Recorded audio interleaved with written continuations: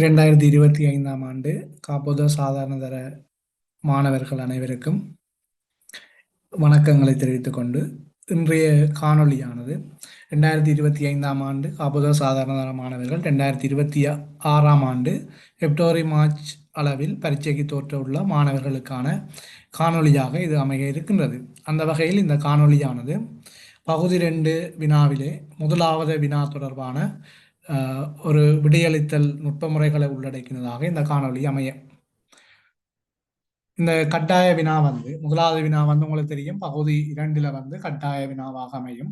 இந்த கட்டாய வினாவுக்கு எவ்வாறு விடையளிப்பது, அந்த விடையளிக்கும் போது நாங்கள் பின்பற்ற வேண்டிய நுட்பங்கள் என்னன்னு சொல்லி நாங்கள் இந்த காணொலி ஊடாக பார்க்க போறோம். அதே வேளை 2016ஆம் ஆண்டு இடம்பெற்ற புதிய பாடத்திட்டத்துக்கு அமைவான கடந்த கால வினாத்தாளின் முதலாவது கட்டாய வினாவும் இந்த காணொலியூடாக உங்களோடு கலந்துரையாட இருக்கின்றது. காணொலிக்கு செல்ல முன்னர் எமது யூடியூப் சேனலை சப்ஸ்கிரிப்ஷன் செய்யாதவர்கள் சப்ஸ்கிரிப்ஷன் செய்து எமது சேனலுக்கான ஆதரவினை தொடர்ந்து வழங்குமாறு கேட்டுக்கொண்டு தொடர்ந்து நாங்கள் 2016ஆம் ஆண்டு கட்டாய வினா முதலாவது வினாவின் கலந்துரையாடலுக்குள் பிரவேசிப்போம். அந்த வகையிலே உங்களுக்கு காணொலியூடாக இந்த வினாத்தாள் காட்சிப்படுத்தப்படுகின்றது. இந்த வினாத்தாளை நாங்கள் விடையளிப்பதற்கு முன்னர் முதலிலே இந்த வினாத்தாள் 10 வினாக்களை உள்ளடக்கினதாக அமையும். அந்த 10 வினாக்களை நாங்கள் அவதானம் செலுத்திய பின்னர் பிறகு எங்களுக்கு தரப்பட்டிருக்கின்ற இந்த சம்பவ கற்கை தொடர்பாக அவதானத்தை செலுத்த முடியும். அவ்வாறு நாங்கள் முதலில் வினாக்களை வாசிக்கும் போது சில வினாக்களுக்கு சம்பவ கற்கையினை வாசிக்காமலே நேரடியாக விடையளிக்கக்கூடிய சந்தர்ப்பங்கள் அல்லது வாய்ப்புகள் காணப்படும். அப்ப இதுல இந்த வினாக்களுக்கு இந்த கட்டாய வினாவுக்கு நாங்கள் விடையளிக்கும் போது முதல்ல நாங்கள் இந்த வினாக்களுக்குரிய இலக்கங்களை குறிப்பிட்டு அங்கே விடைத்தாளிலே வினாக்களுக்கான இலக்கங்களை குறிப்பிட்டு அதற்குரிய போதுமான இடைவெளியினை விட்டு தொடர்ச்சியாக 10 வினாக்களையும் நாங்கள் அடையாளப்படுத்த முடியும். அதாவது வினாக்களுக்கான இடத்தினை போதுமான அளவு விட்டு நாங்கள் 10 வினாக்களையும் அதற்குரிய இலக்கங்களை குறிப்பிட்டு இந்த வினாவுக்கான விடை எழுதுறதுக்கு தயார்படுத்தி கொள்ள வேண்டும். அப்படி தயார்படுத்துகின்ற சந்தர்ப்பத்திலே நாங்கள் இலகுவாக அல்லது மிக குறைந்த நேரத்துக்குள்ள இந்த வினாக்கள் 10க்கும் இலகுவாக விடையளிக்கக்கூடிய வாய்ப்புகள் அமையும். அதற்கான ஒரு முறையாக அல்லது உத்தியாகவே நான் இந்த விடயத்தை உங்களோட பகிர்ந்து கொள்கிறேன். முதல்ல இப்ப உதாரணத்துக்கு முதலாவது கேள்வி சொல்லப்பட்டிருக்கின்றது, மாலி புதிய மலர்கள் என்பதற்கு உரித்தாக வணிக நிறுவன வகை. நாங்கள் இந்த வினாவை வாசிக்கிறோம்.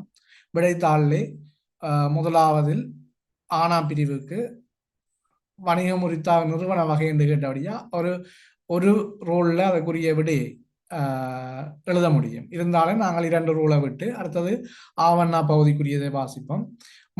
மாலி புதிய மலர்கள் வணிகத்தில் காணத்தக்க வணிக வாய்ப்பு ஒன்று எழுதுக. அப்ப இதுக்கும் ஒரு 2 அல்லது 3 ரூலை விடலாம். அது அப்படி ஒவ்வொரு வினாக்களையும் வாசித்து நாங்கள் இதுக்கு போதுமான இடத்தினை விட்டு அடுத்தடுத்த வினாக்களுக்குரிய இலக்கங்களை இந்த 10 வினாக்களுக்கும் உரிய இலக்கங்களாக குறிப்பிட்ட பின்னர் நாங்கள் மீண்டும் சம்பவ கற்கையை வாசித்து விடையளிப்பதற்கான சந்தர்ப்பம் எங்களுக்கு மிக இலகுவானதாக இருக்கும். இப்போது காணொலியிலே தெரிகின்ற பகுதியை பார்வையிடும் போது நான் சொன்ன விடயத்தை உங்களால் விளங்கிக் கொள்ள முடியும். முதலாவது வினா, அதில் ஆனா பகுதிக்கு குறிப்பிட்ட அளவு இடைவெளி, ஆவண்ணா பகுதிக்கு குறிப்பிட்ட அளவு இடைவெளி, இப்படி ஒவ்வொரு வினாக்களையும் நாங்கள் விடையளிப்பதற்கு ஏற்ற வகையில தயார்படுத்த முடியும். அவ்வாறு பார்த்தீர்கள்னா 8வது வினா காசு மீதி கேட்கப்பட்டது. உங்களுக்கு தெரியும், இந்த சம்பவ கற்கையில காசு மீதி கேட்கப்படுதுன்னு சொன்னா கட்டாயமாக நாங்கள் ஒரு காசு கணக்கை தயாரிக்க வேண்டி இருக்கும். அது முழுமையான மாதிரி அமைப்பை கொண்டு காட்டியும் ஒரு வகையான காசு கணக்கை நாங்கள் இலகுபடுத்தப்பட்ட ஒரு மாதிரியில் இந்த காசு கணக்கினை தயாரிக்க முடியும். 9வது வினா வருமான கூற்றபடியால் நாங்கள் ஒரு சாதாரண வருமானம் செலவுகளை உள்ளடக்கின ஒரு கூற்று வடிவத்தை இதில் உங்களுக்கு காட்சிப்படுத்தியிருக்கிறேன். அந்த வகையில நாங்கள் வருமானம் செலவுகள் அதாவது லாப நட்டங்களை வினாக்களாக கேட்கும் போது கட்டாயமாக நீங்கள் ஒரு வருமான கூற்றொன்றை தயாரிக்க வேண்டிய தேவை இருக்கும். இவ்வாறு நீங்கள் இந்த சம்பவ கற்கைக்கு விடையளிப்பதற்கு முன்னர் வினாக்களை வாசித்து அந்த வினாக்களுக்கு விடையளிப்பதற்கு உங்களை உங்களோட வினாத்தாளை வந்து முழுமையாக தயார்படுத்தி கொள்ள முடியும். நாங்கள் இப்போது தொடர்ந்து வினாக்களை வாசிப்போம். வினாக்களை வாசிக்கும் போது நான் ஏற்கனவே குறிப்பிட்டது போன்று சில வினாக்களுக்கு நேரடியாக விடை எழுதக்கூடிய வாய்ப்புகள் இருக்கும். முதலாவது வினாவில் ஆனா பகுதி, மாலை புதிய மலர்கள் என்பது உரித்தாக வணிக நிறுவன வகை எது? இதங்களுக்கு சம்பவ கற்கையை வாசிக்கும் போதுதான் அதனை ஊகித்துக் கொள்ள முடியும். அடுத்த ஆவண்ணா பகுதி, மாலை புதிய மலர்கள் வணிகத்தில் காணத்தக்க வணிக வாய்ப்புகள் ஒன்று எழுதுக. இதுவும் சம்பவ கற்கையை நாங்கள் வாசிக்க வேணும். இவ்வாறு சம்பவ கற்கையை வாசிக்காமல் சில வினாக்களுக்கு நாங்கள் நேரடியாக விடையளிக்க முடியும். அந்த வினாக்களை நாங்கள் தொடர்ச்சியாக வாசித்து அடையாளம் கண்டுகொள்ள முடியும். இது அடுத்தது வந்து இரண்டாவது வினாவில் சமநிலை புதிய மலர்கள் எனும் வணிகத்தின் பெயரை பதிவு செய்யப்பட வேண்டும் என சமநிலை குறிப்பிடுகின்றார். மேலுள்ள கூற்றுடன் இணங்குகிறீரா? உமது விடைக்கான காரணம் ஒன்றை குறிப்பிடுக.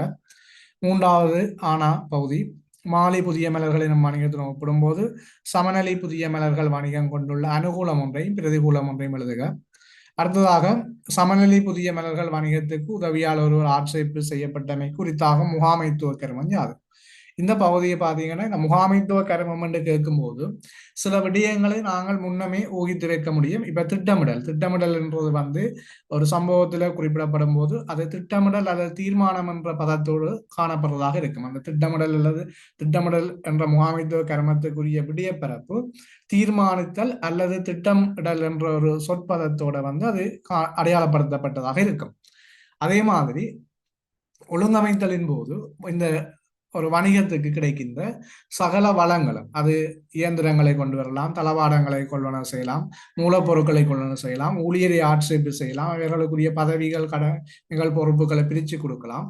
இவ்வாறான விடயங்கள் எல்லாமே வந்து முகாமைத்துவ கருமம் ஒழுங்கமைத்தலுக்குரியதாகவே காணப்படும். அதே மாதிரி நெறிப்படுத்தல் என்று சொல்லும் போது மேற்பார்வை செய்கிறது, வழிகாட்டுதல், ஆலோசனை வழங்குற போன்ற விடயங்கள் வந்து இந்த நெறிப்படுத்தலுக்கு உதாரணமாக நாங்கள் கொள்ள முடியும். இப்படியான சொற்பதங்களோட வரக்கூடிய விடயங்களை நாங்கள் நெறிப்படுத்தலாக கருத முடியும். அதே மாதிரி கட்டுப்படுத்தல் என்று சொல்லும் போது நாங்கள் தேடி அறிகிறது, அறிக்கைகளை தயாரித்தல், மதிப்பீடு செய்தல், இவ்வாறான சொற்பதங்கள் வந்து இந்த கட்டுப்படுத்தல் என்ற முகாமைத்துவ கருமங்களுக்கு உதாரணங்களாக சம்பவ கற்கைகள்ல குறிப்பிடப்படுகின்ற விடயங்களாக ஓரளவுக்கு ஊகித்துக் கொள்ள முடியும். அதே மாதிரி நாலாவது வினாவை பொறுத்தவரையில இந்த மூன்றாவது வினாவில ஆவண்ணா பகுதியை பார்த்தீங்கன்னா இங்க நான் சொல்ற விடயங்களை வச்சுக்கொண்டு இதுக்கு நேரடியாகவே விடையளிக்கக்கூடியதாக இருக்கும். உதவியாளர் ஒருவர் ஆட்சேர்ப்பு செய்யப்பட்டார். அதாவது ஊழிய வளம் ஒன்று வணிகத்துக்கு கொண்டு வரப்படுகிறது. ஊழிய வளம் ஒன்று வணிகத்துக்கு கொண்டு வரப்படுறதால அந்த வளங்கள் ஒன்று வணிகத்துக்கு கொண்டு வரும்போது அது எங்களுக்கு ஒழுங்கமைத்தல் என்ற முகாமைத்துவ கருமத்தை சுட்டிக்காட்டும். ஆகவே இந்த மூன்றாவது வினாவிலே ஆவண்ணா பகுதியில் உதவியாளர் ஒருவர் ஆட்சேர்ப்பு செய்யப்பட்டவை எந்த முகாமைத்துவ கருமத்துக்குரியதுன்னு சொன்னால் அது ஒழுங்கமைத்தல் என்று சொல்ல முடியும். அப்ப நாங்கள் இப்ப ஒரு வினாவுக்கு பந்தியை வாசிக்காமல் எங்களுக்கு விடையளிக்கக்கூடிய வாய்ப்பு கிடைச்சிருக்கு. அதே மாதிரி நாலாவது வினாவை பார்த்தீங்கன்னா சமநிலை புதிய மலர்கள் வணிகமானது சில்லறை வியாபாரத்தை போன்று மொத்த வியாபாரத்திலும் ஈடுபடுகின்றது. இச்சம்பவத்தில் உள்ளடங்கியுள்ள சில்லறை வியாபாரம், மொத்த வியாபாரம் ஆகிய ஒவ்வொன்றுக்கும் ஒவ்வொரு உதாரணம் திரட்டுமா. அடுத்தது பாருங்க, அஞ்சாவது வினா, 1/1/2016 இருந்தவாறு மாலை புதிய மலர்கள் வணிகத்தின் கணக்கிட்டு சமன்பாட்டை பெறுமதிகளுடன் எழுதட்டுமா. அவ கணக்கிட்டு சமன்பாடு என்று சாதாரணமாக வினா கேட்கும் போது நாங்கள் அடிப்படை கணக்கிட்டு சமன்பாடு தான் அதுல குறிப்பிட வேண்டும். அப்ப நீங்க இந்த வினாவுக்கு அடிப்படை கணக்கிட்டு சமன்பாட்டை எழுதி வைக்கலாம். பெறுமதியை பிறகு நீங்க சம்பவ கற்கையை வாசிக்கும் போது அதுல குறித்து கொள்ள முடியும். விரும்பினால் நீங்கள் அதற்குரிய சொத்துக்கள் சமன், உரிமையாண்மை சக பொறுப்பண்ட சமன்பாட்டை எழுதி வைத்துக் கொள்ள முடியும். பின்னர் நீங்கள் பெறுமதியோடு அந்த சம்பவ கற்கையை வாசித்து அதனை பெறுமதிகளோடு மாற்றிக்கொள்ள முடியும். அடுத்தது பார்த்தீங்கன்னு சொன்னால் ஆறாவது வினா, அலுவலக உபகரணங்கள் 18,000 காசு கொள்வனவு செய்யப்பட்டதனை பதிவு செய்வதற்கான பொருத்தமான இரட்டை பதிவு எழுதட்டுமா. அப்ப இதுக்கு நாங்கள் சம்பவ கற்கையை வாசிக்கணும் என்ற தேவைப்பாடு இல்லை எங்களுக்கு. அப்ப அலுவலக உபகரணங்கள் 18,000 என்று சொல்லியாச்சு, அது காசு கொள்ளணும் செய்யப்பட்டதுன்னு சொல்லியாச்சு. தெளிவாக அந்த கொடுக்கல் வாங்கல் சொல்லப்பட்டிருக்குது. அதுக்குரிய நாட்குறிப்பு இரட்டை பதிவை நாங்கள் எழுத வேணும். அலுவலக உபகரண கணக்கு வரவு, காசு கணக்கு செலவு 18,000 என்று சொல்லி நாங்கள் அந்த ஆறாவது வினாவுக்குரிய விடையாக அதனை எழுத முடியும். அதே போன்று பார்த்தீங்கன்னு சொன்னால் இந்த பெறுமதி இரட்டை பதிவு எழுதும் போது கட்டாயம் பெறுமதி வந்து முக்கியமானது. பெறுமதி இருந்தால் மட்டும்தான் அது சரியானதாக கருதப்படும், அல்லது அதுக்கு புள்ளிகள் வழங்கப்படுறதாக இருக்கும். அடுத்தது பாத்தீங்கன்னா 7வதுல ஆனா பகுதி மாலி புதிய மலர்கள் வணிகத்தினால் பேணப்பட வேண்டிய மூலப்பதிவேடுகள் இரண்டுமே எழுதுக. இதையும் நாங்கள் பந்தி அல்லது சம்பவ கற்கையினை வாசிக்காமல் விடை எழுத முடியும் எங்களுக்கு. இல்ல மூலவேடுகள் இரண்டு சொன்னால் ஒரு வணிகத்தை ஆரம்பித்து நடாத்துகின்ற போது நாங்கள் கட்டாயம் அங்கு 2 மூலப்பதிவேடுகளை பேண முடியும், அல்லது 2 மூலப்பதிவேடுகளை பேணாமல் அந்த வணிகத்தை நாங்கள் நடாத்து செல்ல முடியாது, அல்லது வணிகத்துல கணக்கறிகைகளை தயாரிக்க முடியாது. ஒன்று காசேடு அல்லது காசு கணக்கு. கட்டாயமாக ஒரு சம்பவ கற்கை ஊடாக வெளிப்படுத்தப்படுகின்ற ஒரு வணிக நிறுவனம் அல்லது வணிக நிறுவனம் ஒன்றை ஆரம்பிக்கும் போது அங்கு நாங்கள் கட்டாயம் மூலப்பதிவேடு காசேட்டினை பயன்படுத்த வேணும்.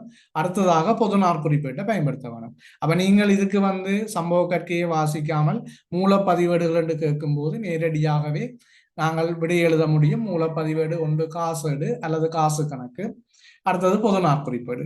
சில சந்தர்ப்பங்கள்ல மூல ஆவணங்களும் உங்களிடம் வினாவப்படலாம். அப்ப காசேட்டுக்குரிய மூல ஆவணங்களையும் பொதுநார் குறிப்பீட்டுக்குரிய மூல ஆவணங்களையும் குறிப்பிட முடியும். காசேட்டுல காசு பெறுவனவுக்கு கொடுப்பனவு கைச்சாத்தும், அதே மாதிரி காசு கொடுப்பனவு கைச்சாத்தும், அதே போல காசு பெறுவனவுக்கு பற்றிச்சீட்டுகளும் பயன்படுத்த முடியும். அதே மாதிரி பொதுநார் குறிப்பீட்டை பொறுத்தவரையில பொதுநார் குறிப்பு கைச்சாத்து அல்ல உறுதி சான்று சீட்டு அதற்குரிய மூலாவணமாக பயன்படுத்த முடியும். அதையும் நீங்கள் எழுத முடியும். அடுத்தது பாத்தீங்கன்னா 2016 ஜனவரி மாதத்துக்கான அலுவலக உபகரணங்களுக்குரிய பெருமான தேர்வு. வடிவாக நீங்க அந்த கேள்வியை ஆழமாக வாசிக்க வேணும். 2016 ஜனவரி மாதத்துக்கான ஒரு மாதத்துக்கான பெருமான தேர்வை தான் நாங்கள் இங்கே கணிப்பீடு செய்ய வேணும். அப்ப எங்களுக்கு உபகரணங்களோட பெருமை தெரியும், ஆனா தேய்வு வீதம் தெரியாது. அது சம்பவ கற்கையை வாசிக்கும் போது அடையாளம் காணலாம். அடுத்தது 8வது கேள்வி காசு மீதியினை கணிப்பிடட்டுமா? இது கட்டாயமாக நீங்கள் ஒரு காசு கணக்கை தயாரித்தால் உங்களுக்கு நிறைய விடயத்துக்கு அது கை கொடுக்கிறதா இருக்கும். ஒன்று கணக்கை காசு மீதியை பிழை இல்லாம கணிப்பிட்டு கொள்ளலாம். சில புள்ளி பங்கீடு முழுவதுக்கும் காசு கணக்கு முழுவதுக்குமே வழங்கப்படுற சந்தர்ப்பங்கள் புள்ளியிடல் திட்டங்கள் தயாரிக்கப்பட்ட வாய்ப்புகள் இருக்கிறது. அப்ப நாங்கள் எந்த ஒரு புள்ளியை இழக்காமல் முழுமையான புள்ளியை பெறுவதற்காக இந்த காசு கணக்கினை தயாரித்து அல்லது காசு வெட்டினை தயாரித்து இந்த காசு மீதியினை கணிப்பீடு செய்வது சிறப்பானது. அதே போன்று 31/1/2016 முடிவடைந்த மாதத்துக்கான, அதாவது ஜனவரி மாதத்துல முடிவடைந்ததுக்குரிய மாலி புதிய மலர்கள் வணிகத்தின் லாபம் அல்லது நட்டம். நான் ஏற்கனவே குறிப்பிட்ட மாதிரி லாபம் அல்லது நட்டத்தினை வினாவும் போதும் நீங்கள் ஒரு வருமான கூற்று, வருமானம் செலவுகள் என்ற தலைப்பு உள்ளடங்களாக மட்டும், நாங்கள் ஏற்கனவே லாப நோக்கற்ற வணிகத்தில் எப்படியான மாதிரி அமைப்பு படிச்சிருக்கிறோம், அந்த மாதிரி அமைப்பை பயன்படுத்தினா மட்டுமே போதுமானது. அதுவும் நீங்கள் லாப நட்ட கூற்றி அந்த வருமான கூற்றினை தயாரிப்பதன் ஊடாக முழுமையான புள்ளிகளை பெறுவதற்கான வாய்ப்புகள் காணப்படுகின்றது. ஆகவே நீங்கள் சில வேளைகளில் உங்களோட இறுதி பெறுமதி பிழையாக இருந்தாலும், லாபம் அல்லது நட்டம் பிழையாக இருந்தாலும் நீங்கள் புள்ளிகள் ஒரு சில புள்ளிகளை பெறக்கூடிய வாய்ப்புகள் கிடைக்கும். அப்ப நீங்கள் லாபம் அல்லது நட்டத்தை கேட்டால் கட்டாயமாக நீங்கள் ஒரு வருமான கூற்றை தயாரிக்க வேண்டும் என்றது எனது கருத்தாகும். அதே போல 31/1/2016 இருந்தவாறு மாலை புதிய மலர்கள் வணிகத்தின் உரிமையாண்மை எவ்வளவு? இது நீங்கள் ஆரம்ப உரிமையாண்மையோட இறுதி திகதியில தான் எங்கள்கிட்ட உரிமையாண்மை கேட்டது.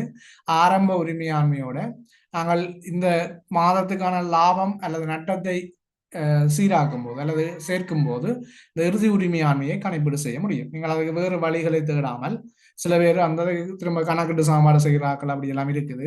நீங்கள் நேரடியாக ஆரம்ப உரிமையாண்மை, ஆரம்பத்துல கணக்கிட்டு சாம்பாடு கேட்டவ, அப்ப அதுல உரிமையாண்மை ஒன்று இருக்கும். அந்த உரிமையாண்மையோட லாபம் அல்லது நட்டத்தை சேர்க்கும் போது நாங்கள் இறுதி உரிமையாண்மையை கணிப்பீடு செய்ய முடியும். அடுத்தது 31/1/2016 உள்ளவாறு மாலை புதிய மலர்கள் வணிகத்தின் நிதிநிலைமை கூற்றில் காணப்படும் நடைமுறையில்லா சொத்துக்கள் 2 எழுதுக. அப்ப இறுதியில நடைமுறையில்லா சொத்துக்கள் நிதிநிலைமைக்குள்ள கேட்டுக்கலாம். உங்களுக்கு தெரியும், நிதிநிலைமைக்குள்ள நாங்கள் வெளிப்படுத்தின நடைமுறையில்லா சொத்துக்கள் தேறிய பெறுமதியை கொண்டதாக இருக்கும். அதாவது கிரியத்திலிருந்து திரண்ட தேவை கழிக்க வந்த பெறுமதி தான் நாங்கள் நடைமுறையில்லா சொத்துக்களாக வெளிப்படுத்தப்படும். அப்ப இங்கேயும் நீங்கள் நடைமுறையில்லா சொத்துக்கள் என்று கேட்கும் போது கிரியத்திலிருந்து அது வாங்கின பெறுமதியிலிருந்து அது என்ன தேவை கழிச்சு அல்லது அந்த காலப்பகுதிக்கான திரண்ட தேவை கழிப்பதனோடு நீக்குவதனூடாக இந்த நடைமுறை எல்லா சொத்துக்கள் இந்த பெறுமதியை குறிப்பிட முடியும். இங்க எங்களுக்கு பெறுமதியோட கேட்கல இருந்தாலும் நாங்கள் பெறுமதியோட குறிப்பிடுறது நல்லா ரைட். நீங்கள் நார்மலா நடைமுறை சொத்துக்கள் பேரை எழுத முடியும். இது இதுல தரப்பட்டிருக்கின்ற 10 வினாக்களும் அதன் உபபிரிவுகளையும் நாங்கள் அவதானம் செலுத்தியிருந்தோம். இப்ப நாங்கள் சம்பவ கற்கையை போவோம். பின்வரும் சம்பவத்தை பயன்படுத்தி 1 வரையான வினாக்களுக்கு விடை தரட்டுமா? மாலதி என்பவர் 1/1/2016 தன்னிடமிருந்து 40,000 ரூபாவினையும் தனது நண்பியான சமன்மலியிடமிருந்து கடனாக பெற்றுக்கொண்ட 25,000 ஈடுபடுத்தி கோவிலுக்கு அருகாமையில் கட்டிடம் ஒன்றை வாடகைக்கு பெற்று புதிய மலர்கள் எனும் பெயரில் புதிய மலர்களை விற்பனை செய்யும் வணிகம் ஒன்றை ஆரம்பித்தார். அப்ப இந்த பந்தியில சொல்லப்பட்டிருக்கிற விடயத்தை பார்த்தீங்கன்னா, வசனத்துல சொல்லப்பட்ட விடயத்தை பார்த்தீங்கன்னா, மாலதி என்பவர் தனிநபர் ஒரு ஆள். அவர் ஜனவரி 1 தன்னிடமிருந்த 40,000 காசையும் தனது நண்பி சமன்மலையிடமிருந்து கடனாக 25,000 காசையும் வாங்கி ஒரு வணிகத்தை ஆரம்பிக்கிறார். அந்த வணிகம் கோயிலுக்கு அருகாமையில் இருக்கிற கட்டிடம் ஒன்றுல ஆரம்பிக்கப்படுது. அப்ப இவருடைய வணிகம் பார்த்தீங்கன்னு சொன்னால் புதிய மலர்களை விற்பனை செய்கிறான் வணிகம். அப்ப உங்களுக்கு விளங்க வேணும், மலர்கள் கோயிலுக்கு பயன்படுத்தப்படுறது. ஆகவே கோயிலுக்கு அருகாமையில் இவருடைய மலர் வணிகம் இருக்கிறது புதிய மலர்கள் எனும் பேர்ல வணிகம் இருக்கிறது இவருக்கு வாய்ப்பாக அமையும். அப்ப இவருடைய வணிகம் இந்த கோயிலுக்கு அருகாமையில் இருக்கிறது இவருக்கு ஒரு வாய்ப்பாகவே கருதப்படும்.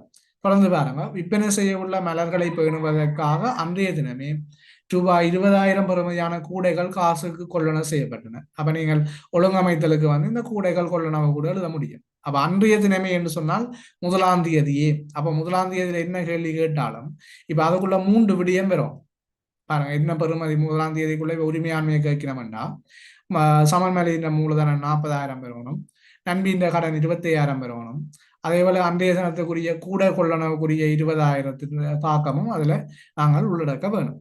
அப்ப அது காசு மீதியா இருந்தாலும் சரி, அந்த திகதியில என்ன பெறுமதி கேட்கணுமோ அதற்கு நாங்கள் இந்த 3 விடயத்தையும் உள்ளடக்க வேணும். அதனாலதான் அதை சொல்லியிருக்கு, அன்றைய தினமே 20,000 பெறுமதியான கூடைகள் காசுக்கு கொள்ளன செய்யப்பட்டன.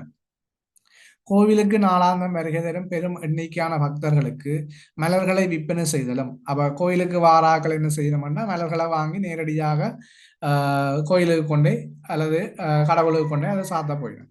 அப்ப அந்த சந்தர்ப்பத்துல அதை பயன்படுத்துறதுக்காக அந்த பக்தர்கள் பூக்களை கொள்ளன செய்யணும். அப்ப இதை நாங்கள் என்ன சொல்லலாம்னா இது ஒரு சில்லறை வணிகம். அப்ப அந்த சம்பவத்தை வாசிக்கும் போதே உங்களுக்கு தெரிய வேணும். ஏற்கனவே நான் கேள்வி வாசிச்சிருக்கிறோம். சில வினாக்கள் உங்களுக்கு நீங்கள் இதுல போதிய அளவான பயிற்சியை பெற்றுக் கொள்ளும் போது ஏற்கனவே வினாப்பட்ட வினாக்கள் எல்லாம் உங்களுடைய ஞாபகத்தில் இருக்கும். அதை வச்சுக்கொண்டு நீங்கள் சில கேள்விகள் இப்படி வந்தால் இதுக்கு விடையளிக்க முடியும் என்றதை ஊகித்துக் கொள்ள முடியும். அப்பிரதேசத்தில் அமைந்துள்ள சிறிய மலர் கடைகளுக்கு மலர்களை வழங்குவதும் இவ்வணிகத்தினால் மேற்கொள்ளப்பட்டது. அப்ப அந்த பிரதேசத்தில் இருக்கிற சிறிய கடைக்கு வித்து அவை என்ன செய்யணும், அந்த மலர்களை வாங்கி வேறு நபர்களுக்கு அல்லது வாடிக்கையாளர்களுக்கு விற்பனை செய்யலாம். அப்ப இது பாத்தீங்கன்னா இது மொத்த வியாபாரத்துக்கு ஒரு உதாரணமாக குறிப்பிட முடியும்.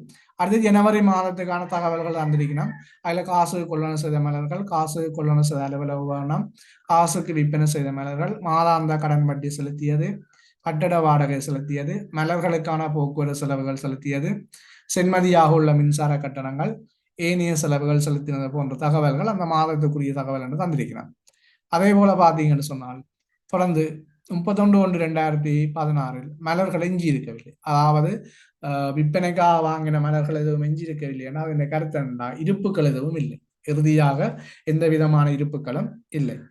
அடுத்தது பாத்தீங்கன்னா அப்ப கொள்ளணவு செய்த அவளவம் வித்தாச்சு. கொள்ளணவு செய்த அவளவம் வித்தால் கொள்ளணவும் விற்பனை கிரியமும் சமனாக இருக்கு. கொள்ளணவு செய்த பொருட்கள் அனைத்தும் வித்தால் விற்பனை கிரியமும் கொள்ளணவு பெறுமதியும் சமனாகவே காணப்படும். கொள்ளணவு செய்த பொருட்கள் அனைத்தும் வித்தால் கொள்ளணவு செய்த மலர்களும் விற்பனை செய்த மலர்களுக்கான விற்பனை கிரியமும் சமனாக காணப்படும். அலுவலக உபகரணங்களும் மலர்களை பேணுவதற்கான கூடைகளும் வருடாந்த நேர்கோட்டு முறையில் 12% பெருமான தேர்வு செய்யப்படுதல் வேண்டும். அப்ப வருடத்துக்கு 12% பெருமான தேவை. அப்ப நாங்கள் இதை மாதத்துக்கு மாற்றித்தான் பெருமான தேவை கணக்கீடு செய்ய வேண்டும். தொடர்ந்து பாருங்க 1/2 அதாவது பிப்ரவரி மாதம் 2016 அன்று சமன்மலி தான் வணிகத்தில் இணைந்து கொள்ள விரும்புகிறான். அப்ப நம்பி என்ன செய்யறான்னு சொன்னால் தான் வணிகத்தில் இணைந்து கொள்ள விரும்புகிறான் தன்னுடைய கடனை மூலதனமாக கருதட்டலாம். அப்ப இப்ப மாலதியோட சேர்ந்து இன்னொரு இணையும் போது அந்த வணிகம் என்ன செய்யுதுன்னு சொன்னால் பங்குடைமை வணிகமாக மாற்றமடையுது. அப்ப தான் வணிகத்தில் இணைந்து கொள்ள விரும்புவதாக தான் வழங்கிய கடனை மூலதனம் கருதுவாக தெரிவித்தார். மாலதி அவரது வேண்டுகோளை ஏற்றுக்கொண்டதுடன் சமன்மலியுடன் இணைந்து அவ்வணிகத்தை சமநலி புதிய மலர்கள் எனும் பெயரில் தொடர தீர்மானித்தார். அப்ப ஏற்கனவே இருந்த மாலி புதிய மலர்கள் தனி வியாபாரம், இப்ப சமநிலை புதிய மலர்கள் பங்குடைமை வணிகமாக மாற்றமடைந்தது. ஆனால் இரண்டுமே தனியார் துறைக்குரிய வணிகங்கள், தனியார் துறை வணிகங்களாக அவை காணப்படுகின்றன. மேலும் அன்றைய தினமே வணிகத்து உதவியாளர் ஒருவர் ஆட்சேர்ப்பு செய்யப்பட்டார். அப்ப அதுவும் நாங்கள் ஒழுங்கமைத்தலுக்கு ஒரு உதாரணமாக சொல்ல முடியும். இப்ப நாங்கள் வினாவுக்கு வருவோம். மாலி புதிய மலர்கள் என்பது குறித்தாக வணிக நிறுவன வகை எது? நாங்கள் இது தனியார் துறை வணிகம். அதில் தனியார் துறை வணிகத்துல நீங்கள் விரும்பினால் டேஷ் பண்ணி எழுதலாம். அல்லது எழுதுறதுதான் நல்லம், விரும்பினால் என்றதை விட எழுதினால்தான் நல்லம்.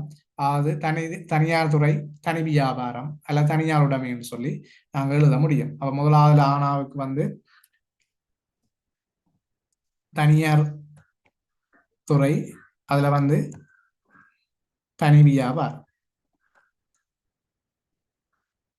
தனியார் உடைமை போன்ற பெயர்களையும் நாங்கள் அதுல பயன்படுத்த முடியும். Right, okay. அடுத்த இரண்டாவது வினாவை பார்த்தீங்கன்னா, மாலி புதிய மலர்கள் வணிகத்தில் காணத்தக்க வணிக வாய்ப்பு ஒன்று எழுது. அப்ப நான் ஏற்கனவே சொன்னேன், கோயிலுக்கு அருகாமையில கட்டிடம் ஒன்று வாடகைக்கு பெற்றியங்கிறதால அப்ப இவருடைய வணிகம் கோயிலுக்கு அருகாமையில இருக்கிறது வணிகத்துக்கு ஒரு வாய்ப்பாக கருதப்படும். அப்ப இதுல கோயிலுக்கு அருகாமையில வணிகம் அமைந்திருத்தல்,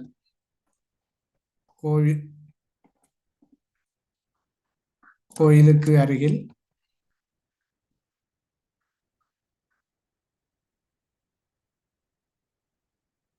வணிகம் அமைந்திருத்தல், இது அவருக்கு ஒரு வாய்ப்பாக கருதப்படுது. அடுத்த வினாவுக்கு போவோம் நாங்கள். அதே மாதிரி அடுத்த வினாவுக்கு முன்னுக்கு இந்த கோயிலுக்கு அருகில் அமைந்திருக்கிறது ஒரு வாய்ப்பாக கருதப்படுகின்ற போதும் அங்கு அதிகமான வாடிக்கையாளரும் பெறுகிறது, அது கூடுதலான பக்தர்கள் வாரது, மற்ற சிறிய மலர் கடைகளுக்கு மலர்களை விநியோகிக்கிறதும் அவருக்கு ஒரு வாய்ப்பாக இருக்கும். அப்ப நாங்க அந்த மூன்று விடையில மிக பொருத்தமான விடைகளை எழுத முடியும். கூடுதலான பக்தர்கள்,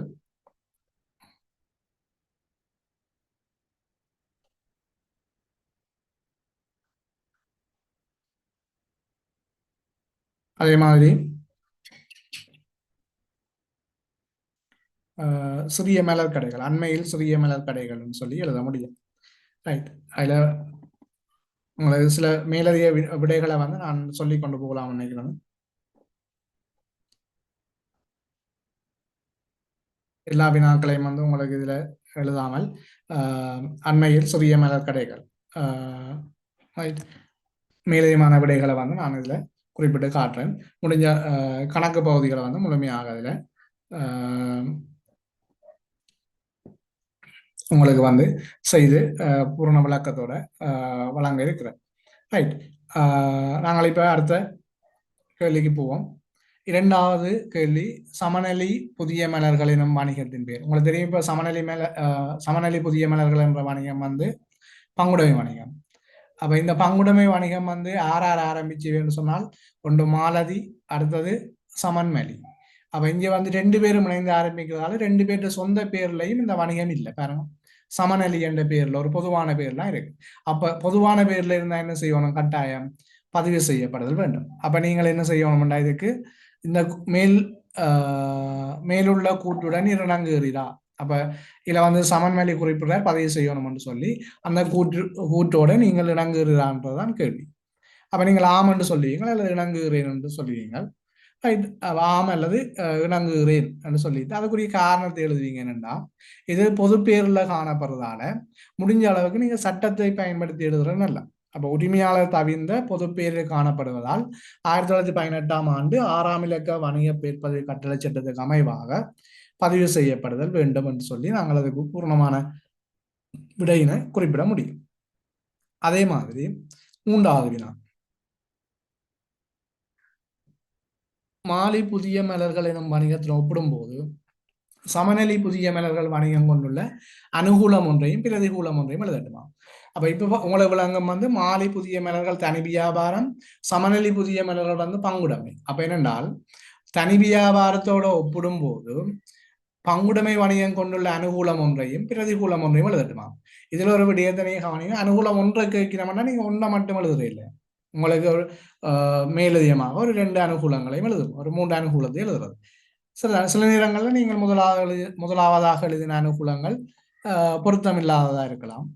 அப்போ அதுக்கு பிறகு வாரது பொருத்தமாக இருக்கலாம். அப்போ அது எது பொருத்தமோ அதுக்குரிய புள்ளிகளை நீங்கள் பெற முடியும். அதே போன்றுதான் பிரதிகூலங்கள். அப்போ ஒன்று கேட்டால் நாங்கள் ஒன்றை மட்டும் எழுதுவதில்லை. சரிதானே? நீங்கள் அனுகூலங்கள் பிரதிகூலங்கள் வேறு விடயங்களை கற்றிருக்கிறீர்கள். அந்த கற்ற அனுகூலம் பிரதிகூலங்களை நாங்கள் இதில் எழுத முடியும். இப்போ நான் அனுகூலங்களை வந்து உங்களுக்கு இதில் பட்டியலிடலாம் என்று இருக்கிறேன். வந்து தனிவியாபாரத்தில் ஒப்பிடும்போது பங்குடைமை வணிகத்தின் அனுகூலம் அது அதிக மூலதனத்தை திரட்டலாம். தனிவியாபாரத்தில் ஒப்பிடும்போது அதிக மூலதனத்தை திரட்ட முடியும். அடுத்தது வந்து இரண்டு பங்காளர்கள் இருக்கிறதால அவர்களுடைய முழுமையான திறன்களை நாங்கள் பயன்படுத்தக்கூடிய சந்தர்ப்பங்கள் இருக்கும். நட்டம் இருவருக்கு இடையில பகிரப்படும். அது மாதிரி சிறந்த தீர்மானங்கள், இரண்டு பேரும் இணைந்து தீர்மானங்கள் மேற்கொள்வது சிறந்ததாக இருக்கும். அப்ப வந்து உங்களுக்கு தெரியும் பங்குடைமை என்ற அனுகூலத்துல நீங்க ஞாபகம் வச்சுக்கொள்ளுங்க, நட்டம் பகிரப்படும், அது ஒரு அனுகூலம். அதே போல வந்து அதிக மூலதனம் திரட்டப்படும். அதே மாதிரி சிறந்த தீர்மானங்கள் மேற்கொள்ளும். பங்காள இருவர் காணப்படுறதால சிறந்த தீர்மானங்கள் மேற்கொள்ளப்படும். பிரதிகூலம் என்று சொல்லும்போது லாபம் ரெண்டு பேருக்கு இடையில பங்கிடப்படுறது ஒரு பிரதிகூலமா இருக்கும். தீர்மானம் எடுப்பதில் காலதாமதங்கள் ஏற்படும். ரெண்டு பேரும் தீர்மானம் எடுக்கும் போது அது ஒரு முடிவுக்கு வாரதுக்கு காலதாமதம் எடுக்கும். அதே மாதிரி இருவருக்கும் இடையில முரண்பாடுகள் தோற்றம் பெறுவதற்கான வாய்ப்புகள் இருக்கு. ரைட். அதே மாதிரி ஒரு ஆள் வந்து வணிகத்தை விட்டு விலகினா அல்லது இறந்தால் வணிகத்தை வந்து மூட வேண்டிய சூழ்நிலை உருவாகும். இது வந்து பிரதிகூலங்கள். ஆவண பகுதியை பார்த்தீங்கன்னா மூன்றாவது ஆவண பகுதி சமநிலை புதிய மலர்கள் வணிகத்துக்கு உதவியால் ஒரு ஆட்சேபு செய்யப்படும். இதை நான் ஏற்கனவே உங்களுக்கு ஆன்சர் பண்ணியிருந்தேன். ஒழுங்கமைத்தலாக இருக்கு. வளங்கள் ஒன்றை கொண்டு வர்றது, அது என்ன விதமான வளமா இருந்தாலும் வணிகத்துக்கு வளங்களை ஈடுபடுத்தினால் அது வந்து ஒழுங்கமைத்தலாக கருதப்படும். அடுத்த பாருங்க, சமநிலை புதிய மலர்கள் வணிகமானது சில்லறை வியாபாரத்தை போன்று மொத்த வியாபாரத்திலும் ஈடுபடுகின்றது. இச்சம்பவத்துக்கு இதுல இருந்து ஒரு உதாரணம் சொல்லட்டுமா? சில்லறை வியாபாரத்துக்கு ஒரு உதாரணம், மொத்த வியாபாரத்துக்கு ஒரு உதாரணம் இச்சம்பவத்திலிருந்து சொல்லட்டுமா? இப்போ உங்களுக்கு தெரியும், ஏற்கனவே இதை நான் வாசிக்கும் போது சொல்லியிருந்தேன். வந்து கோயிலுக்கு வருகின்ற பக்தர்களுக்கு விற்பனை செய்தல் வந்து ரைட், கோயிலுக்கு வருகின்ற பெருந்தொகையான பக்தர்களுக்கு வந்து விற்பனை மலர்களை விற்பனை செய்தல் சில்லறை வியாபாரம். அப்ப நீங்கள் சில்லறை வியாபாரம் என்று போட்டுட்டு டேஷ் பண்ணி எழுதுவீங்கள், கோயிலுக்கு வரும் பக்தர்களுக்கு மலர்களை விற்பனை செய்தல். மொத்த வியாபாரம் என்று டேஷ் பண்ணி எழுதுவீங்கள், சிறிய மலர் கடைகளுக்கு மலர்களை வந்து விற்பனை செய்தல் அல்லது வழங்குதல் மொத்த வியாபாரம் என்று சொல்லி இதுக்குரிய விடையை வந்து உங்களால எழுத முடியும். அதே போன்று அடுத்த கேள்வியை பார்த்தீங்கன்னா கணக்கெட்டு சமன்பாட்டை பெருமதியுடன் எட்டணும். அப்ப நான் இங்கே சொன்னான் வந்து உங்களுக்கு கணக்கெட்டு சமன்பாட்டை பொறுத்தமல்ல, இங்க மூன்று விடயங்கள். ஒன்று வந்து அவர் மூலதனமாக 40,000 கொண்டவர், நண்பீட்ட கடன் வாங்கியிருந்தவர், அடுத்தது வந்து கூடை ஒன்று கொள்ளுணர் செய்தது. இந்த மூன்றும் ஒரே திகதியில நடைபெற்றது. அப்ப இதுல பாத்தீங்கன்னு சொன்னால் சொத்து சமன் உரிமை சக பொறுப்பு,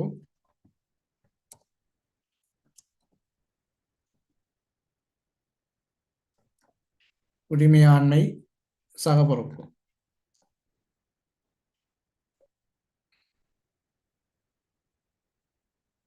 அப்ப இந்த சமன்பாடுல பாத்தீங்கன்னு சொன்னால் அதுல முதல் நாங்கள் என்னென்ன தாக்கம் நடந்ததோ அதை இதுல சொல்றது. அது மூலதனம் கொண்டு வரும்போது உங்களுக்கு தெரியும், சொத்து அதிகரிக்கும் 40,000, உரிமையாண்மை அதிகரிக்கும் 40,000. சொத்து அதிகரிக்க போதும் அப்ப நாங்கள் இதுல வந்து 40,000 சொத்துல அதிகரிப்பு ஏற்படும். அதே மாதிரி உரிமையாண்மையில அதிகரிப்பு ஏற்படும் 40,000. பிறகு கடன் கொண்டு வரும்போது கடன் வந்து 25,000 வாங்குறோம், அதிகரிப்பு ஏற்படும். பொறுப்பிலையும் 25,000 அதிகரிப்பு ஏற்படும். அடுத்த பாத்தீங்கன்னா கூட வாங்குறேன், நான் 20,000 பொறுமையா கூட வாங்கும் போது 20,000 குறைவடையுது சொத்துல. அது மாதிரி பொறுப்பில் வந்து 20,000 அதிகரிக்கிறதாக இருக்கு. அப்ப இதை பார்த்தீங்கன்னு சொன்னால் கடைசியா நாங்கள் இப்படி 15 போட்டு அதை கூட்டினீங்கன்னு சொன்னா சரி.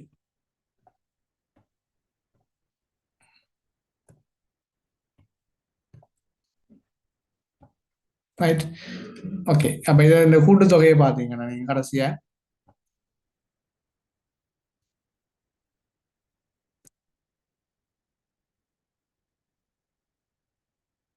இவ்வளோதையும் கூட்டி நீங்க போட முடியும். அதான் உங்களோட கணக்கிட்டு சமம். நீங்க நேரடியா இப்படி எழுத முடியும், இப்படியே எழுதலாம். 65,000, இங்க 40,000, பொறுப்புல வந்து 25,000. இதுவும் சில வேளைகள் நீங்க விடையில புலவிடலாம்ன்றதுக்காக இப்படி இப்படி எழுதும் போது உங்களுக்கு வந்து நீங்கள் சில வேளைகள் இழக்கப்படுற புள்ளிகள் கூட கிடைக்கலாம்.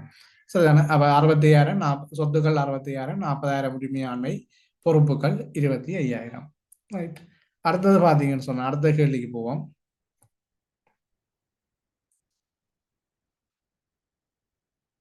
அடுத்த கேள்வி பார்த்தீங்கன்னா அலுவலக உபகரணத்துக்குரிய பதிவு சொல்லிட்டேன் நான் ஏற்கனவே உங்களுக்கு. அதை நேரடியாக இதை வச்சு கொண்டு எழுதாம். மூலகேடுகளும் ரெண்டு சொன்னான். அடுத்த அலுவலக உபகரணத்துக்குரிய பெருமான தேய்வு உங்களுக்கு தெரியும்.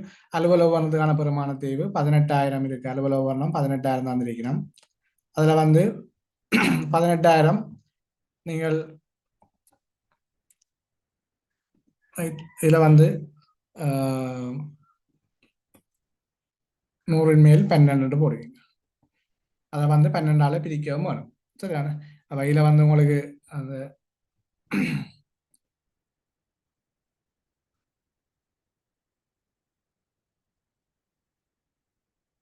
அப்ப இது வந்து ஒரு வீதமாக நீங்க எடுத்துக்கொள்ளலாம். 12ஆல பிரிச்சிங்கன்னு சொன்னா ஒரு வீதம்.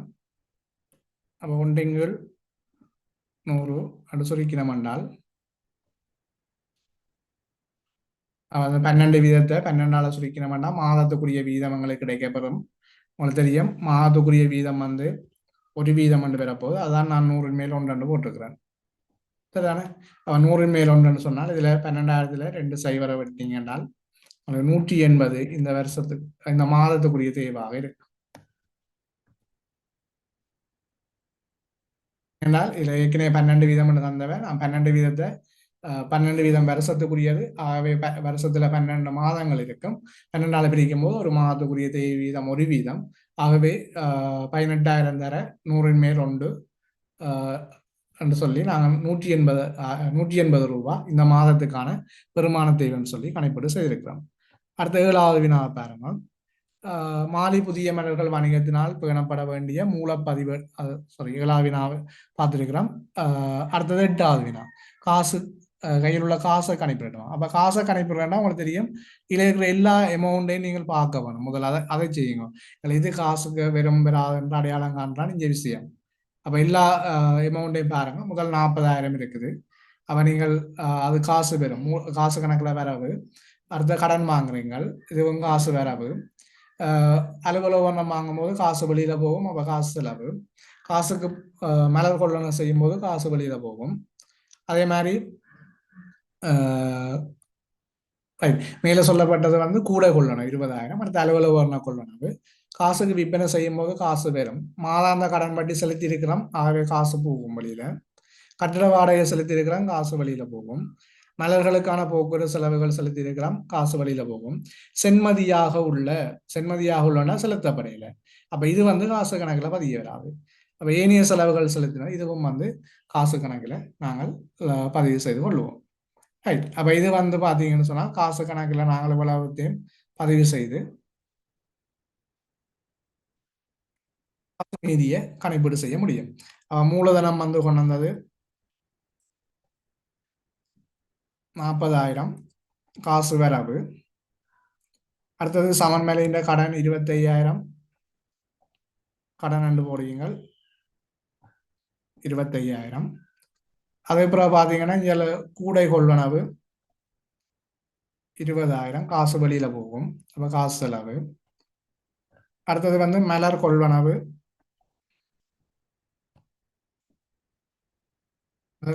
வந்து பாத்தீங்கன்னு சொன்னால் ஏற்கனவே நீங்கள் வினாத்தாள் உங்கள்கிட்ட இருக்கும். அதோட பார்க்கும்போது நீங்கள் நான் சொல்ற விஷயங்களை ஈஸியாக விளங்கிக் கொள்ள முடியும். மலர் கொள்ளளவு 120,000.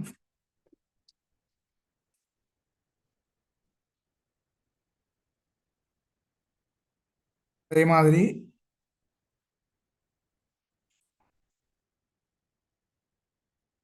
அலுவலக உபகரண கொள்வனவு 18,000. அடுத்தது வந்து மலர் விற்பனை சொல்லியிருந்தவை 170,000 மலர் விற்பனை.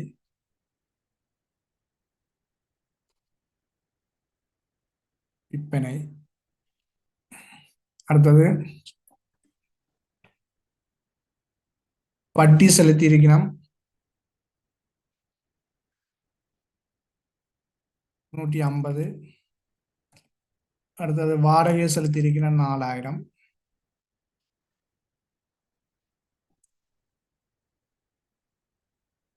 வாடகை 4,000 செலுத்தப்பட்டிருக்குது. அதே போல போக்குவரத்து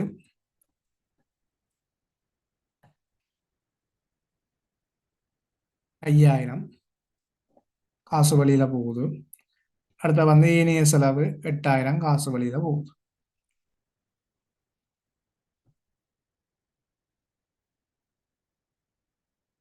இதுக்கு பிறகு மீதி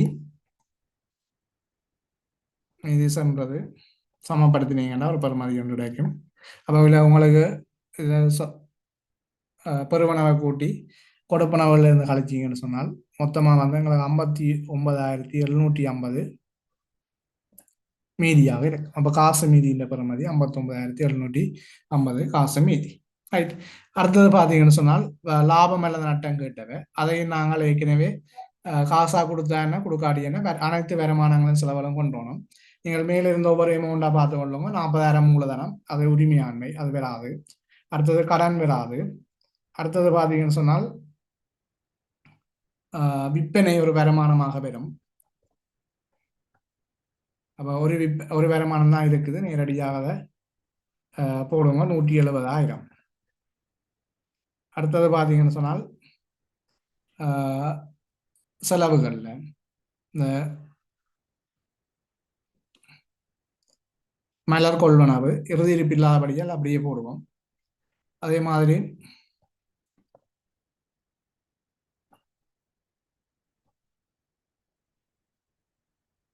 மலர் கொள்வனவு 120,000.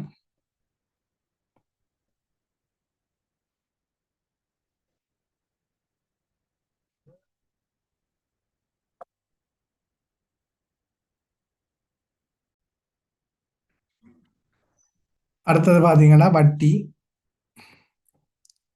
250. அடுத்தது வாடகை ஒரு செலவு 4,000.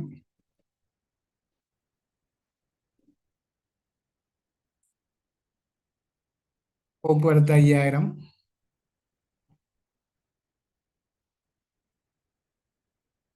அடுத்தது மின்சாரம், இது செலுத்தாட்டியும் செலவீனம், அந்த மாதத்துக்குரிய செலவீனம் மின்சாரம்.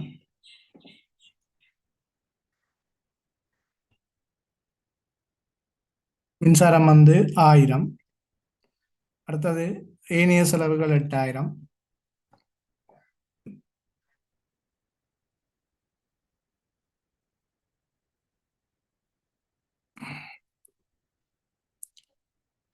ஏனைய செலவுகள் 8,000.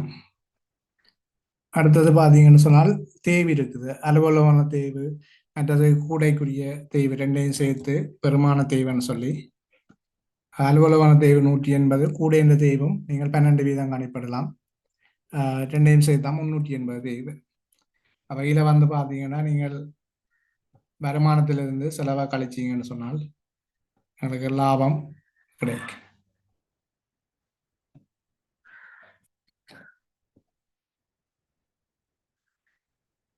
மொத்த செலவு வந்து 338,630 138,630 மொத்த செலவு. எங்களுக்கு லாபம் வந்து செலவில் வருமானத்திலிருந்து செலவை கழிச்சிங்கன்னா லாபம் பெறும் 31,370. சரிதானே? இவ்வளவு தேறிய லாபம். அடுத்தவங்கள்ட்ட ஒரு கேள்வி கேட்டிருக்கிறோம்.